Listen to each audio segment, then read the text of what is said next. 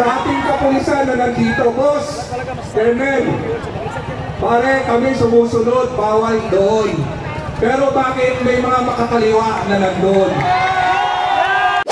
Tayo kasama si Pangulong Duterte ay ayaw sa droga. Ikaw at ako, tayo sa pamumuno ni Pangulong Duterte, sawang-sawa na at galit na sa korupsyon. At ito sana ang mga bagay na bigyang pansin at pag-ukulan ng panahon ng ating mga mambabatas dito sa Kongreso. Hindi yung political persecution laban kay Pangulong Duterte.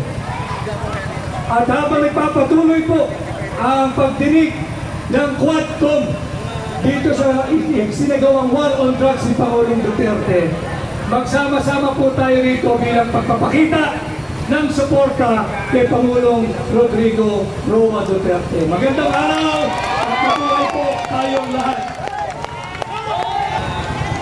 Sila ba yung biktima na sinasabi nilang biktima sila ng war on drugs?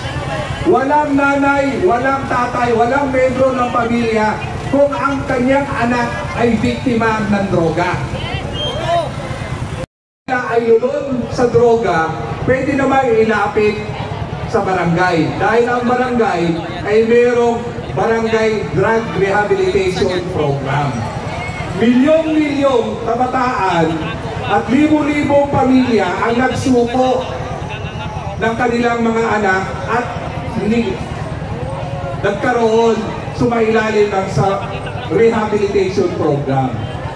Pero yung anak naman nila ay talaga namang pumatay, nagnakaw, nag-rape. Ngayon, sumasabi nila na biktima ang anak nila ng war on drugs. Ang hirap po sa sitwasyon ngayon kung sino ang nagpapatupad ng batas. Honest to goodness na nagpapatupad ng batas, siya ang sinisingil. Anong klaseng meron tayong sistema ngayon?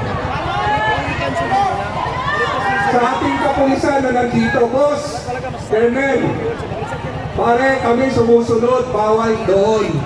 Pero bakit may mga makakaliwa na nandun?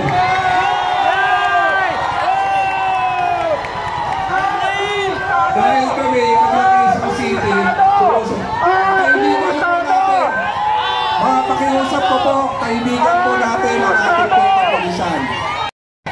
Naririnig po kayo ni Pangulong Duterte dahil napakarami nating kaibigang vloggers na live po tayong ginacover ngayon.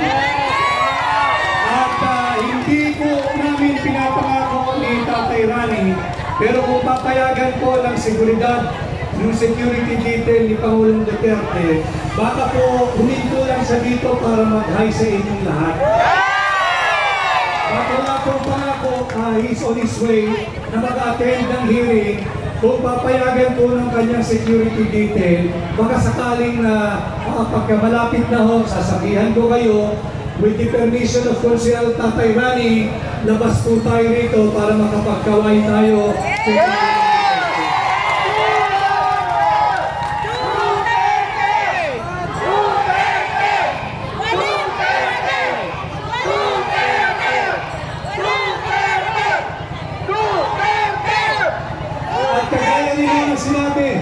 Ni Consel Rani, tayong mga taga Quezon City may disiplina.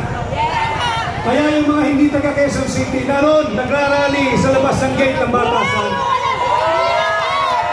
Abusado! Abusado! Abusado! Magkagano pa man, hindi naman po din iyakin ang mga taga Quezon City. Kaya kung ano yung ibigay na pahintulot at espasyo, tumatalima tayo.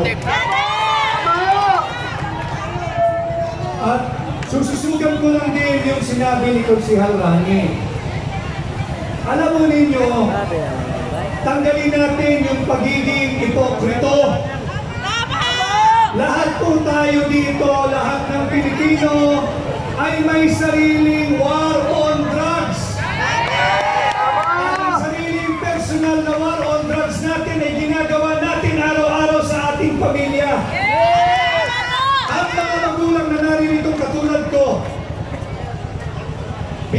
Binabantayan natin ang ating mga anak, ang kanilang behavior, ang kanilang pag-uugali. Tinitingnan natin kung may pagbabago dahil ayaw natin sila mabarkada sa mga adik. Tayong lahat ang naririto, pag kumukuha tayo ng kasambahay, o kung tayo nag-a-apply ng trabaho, hindi ba tayo ay subject din sa war on drugs? Sa paanong pamamaraan? Yung mga nag-a-apply ng trabaho ay hinihingian ng drug test. Tama po yun. Tama! War on drugs po yun. Bakit? Ayaw na mga empleyado na makapasok sa isang empleyo na ang namumuno ay isang drug addict. Ayaw din ng isang business owner na ang kanyang mga empleyado ay sangkot sa ipinagbabawal na droga. Tama! Hindi po ba personal war on drugs may tatawag dyan? Yes! Yung mga naghahanap ng kasambahay, hindi po tayo papayag na kumuha ng kasambahay na adik. Yes! Hindi po war on drugs din yan. Sapagkat sinisiguro natin na walang papasok sa ating tahanan, walang makakasalimuha ang ating pamilya at mga anak na adik.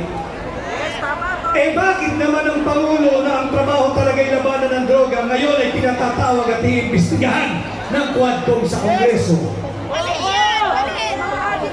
Hindi may iwasan, patawarin mo ko Tatay Rani, bagamat mahigpit ang ating tagubilin na walang political statement para lang po lalo ninyong maintindihan. Bakit si Tatay Digong ang iniimbestigahan? Samantalang sunod-sunod na baha na kumitil sa mga buhay ng mga inosente na pinabata. Yun ang dapat imbestigahan, hindi si Tatay Digong.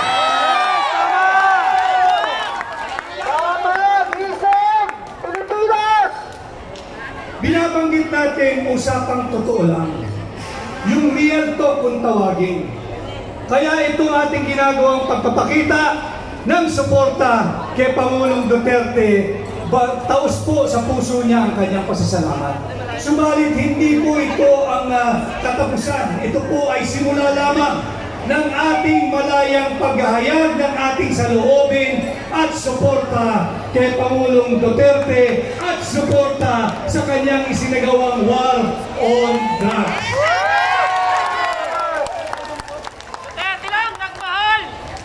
At ganun din ho, alam din naman natin na mahigpit si Pangulong Duterte sa korupsyon. Yun ang dapat imbestigahan, yung mga isyu at bagay ng korupsyon, hindi si Pangulong Duterte. At ganun din ho ang ating mga kapulisan. Ang ating mga kapulisan ay nagtatrabaho lamang. Bakit nung tinatrabaho nila, mandato po nila na habulin ang lahat ng drug lords, ang lahat ng drug addict? Bakit naman sila iimbestigahan at patatawag sa Kongreso? Ano ba ang gusto nilang trabaho ng ating mga pulis? Panuorin na lang ang mga kriminal habang ginagawa ang krimen? Ano ba ang gusto nilang trabaho ng mga pulis? Hayaan na lang ang pagkalat at paglaganap ng droga? Hindi po yata yan ang nakasaad doon sa ating Philippine National Police Law. Hindi rin po yata yan ang pangunahing trabaho ng ating Armed Forces of the Philippines at ang ating Philippine National Police. Kaya po ngayong umaga, bagamat mainit, nararamdaman ko rin ang init ng inyong tulong at pagtanggilig at pagsuporta at pagbibigay pagpupugal at paggalang kay Pangulong Duterte.